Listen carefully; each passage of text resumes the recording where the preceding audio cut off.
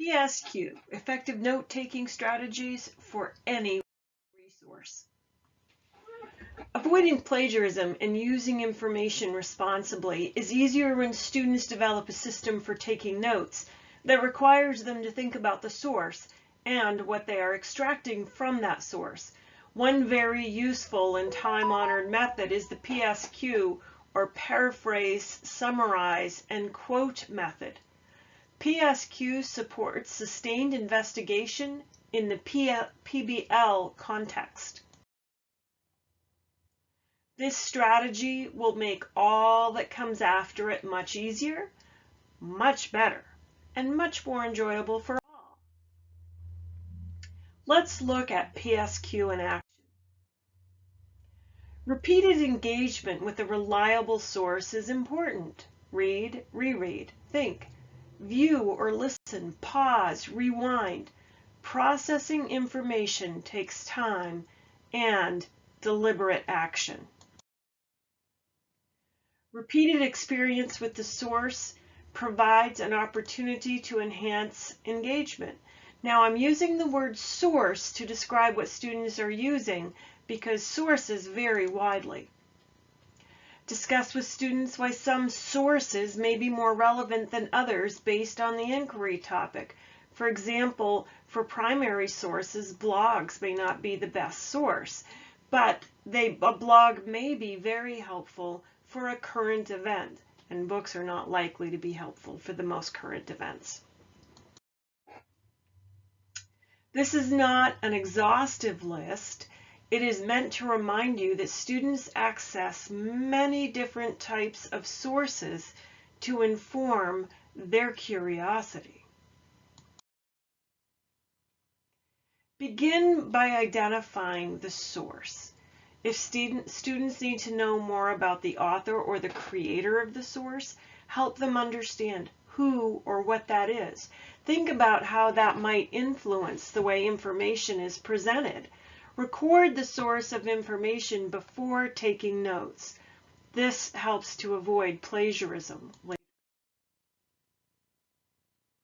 There are many tools available to format bibliographic information for free. Try these. Use your favorite.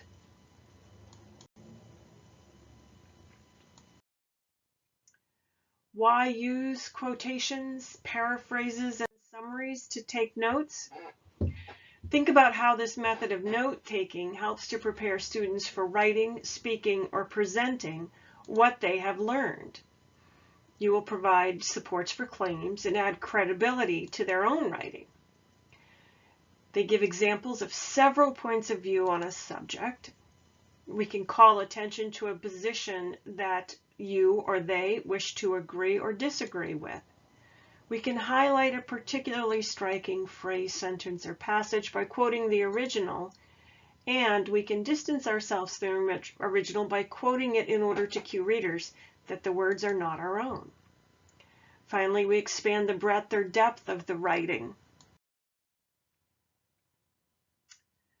A well-stated summary, written as a clear and concise sentence, informs the planning and organizing of any writing, speaking, or presenting.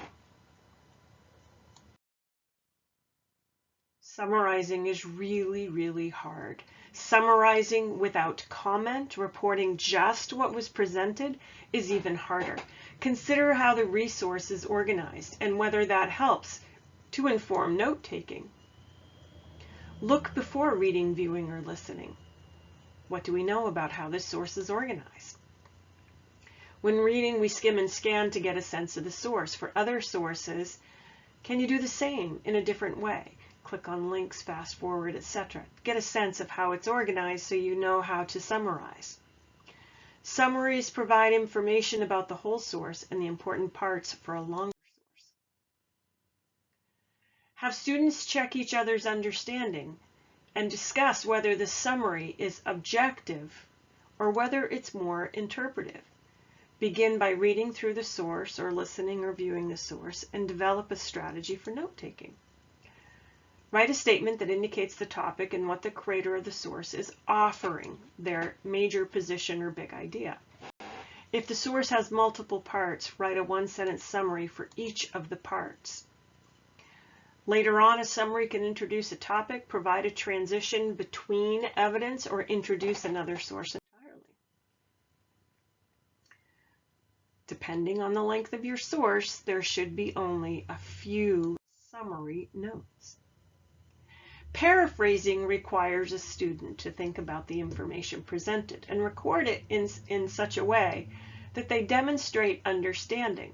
This method of note-taking is a great formative assessment and reveals comprehension and interpretive thinking.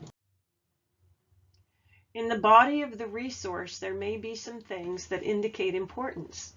Is there any repetition, or is there a parallel structure? Is language used in a way that is formal or informal or stylized? What specific evidence is used? Note any of these as you paraphrase. The bulk of the notes should be paraphrased from the source. Quotations indicate something that is so important or so connected to the source that it shouldn't be paraphrased.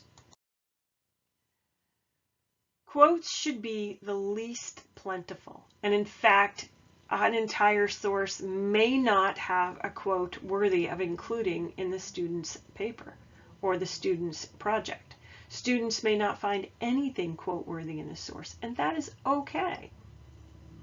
Quotes should be used sparingly to add the power of the author's words to support the student's position, maybe to disagree with the author or to highlight particularly eloquent or powerful ideas. Quotes can be used to compare and contrast specific ideas or to note critical or new research or events that inform the topic. In writing assessments, we often include the instruction to include information from the source, which many have understood to mean direct quotes. This is not the case. Referring to a source in a report or presentation does not mean a direct copy. Paraphrasing is quite sufficient with reference to the source. Now, to modify this lesson for another grade level or for a specific task, you could have students note whether the notes they are taking are a paraphrase, a summary, or a quote. Or you can skip the first part of the note taker and have the students simply write the ideas in their own words. You can also modify this lesson for other abilities as needed, still sticking with the idea of paraphrasing, summarizing, and quoting. If you would like further study about note-taking for research, I suggest checking out this episode of The Cult of Pedagogy. For any feedback or questions, please contact Interdisciplinary Instruction Team Leader Kathy Bertini.